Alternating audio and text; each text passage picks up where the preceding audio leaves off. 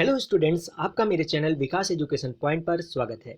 विद्यार्थियों, आज मैं आपको शिक्षा निदेशालय राष्ट्रीय राजधानी क्षेत्र दिल्ली द्वारा दी जाने वाली क्लास 7th के हिंदी विषय के कार्यपत्रक 30 का अध्ययन करेंगे।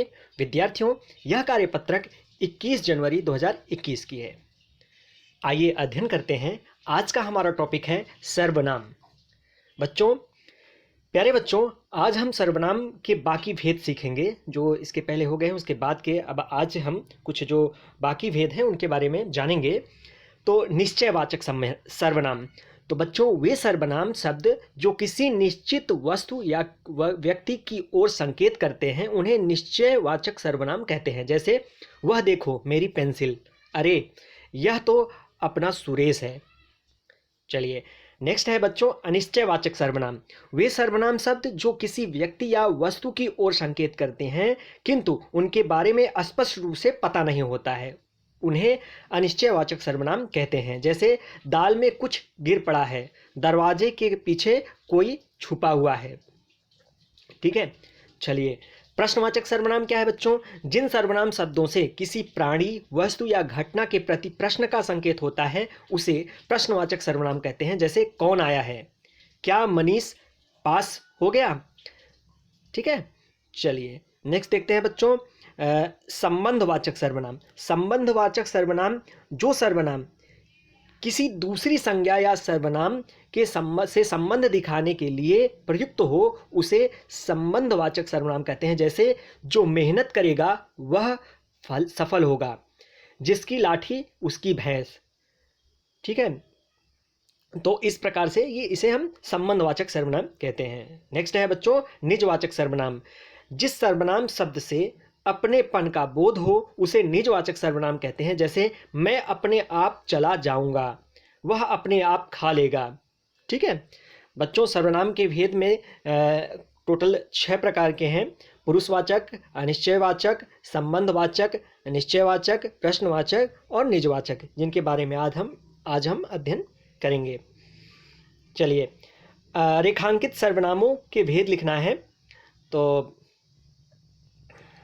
आइए देखते हैं बच्चों, एक एक करके समझते हैं। हमने तो उसे खुश होते कभी नहीं देखा। तो बच्चों इस वाक्य में हमने जो है वो पुरुषवाचक सर्वनाम है और उसे जो है वो निश्चयवाचक सर्वनाम है। सेकंड है कुछ लोग गधे को शायद बेवकूफ़ों में सर्वश्रेष्ठ कहेंगे। तो कुछ यहाँ पर बच्चों अनिश्चयवाचक सर्वनाम है। ठीक है। या यूँ चले जाना उन्हें अच्छा नहीं लगा, तो उन्हें क्या है बच्चों, ये निश्चयवाचक सर्वनाम है। ठीक है।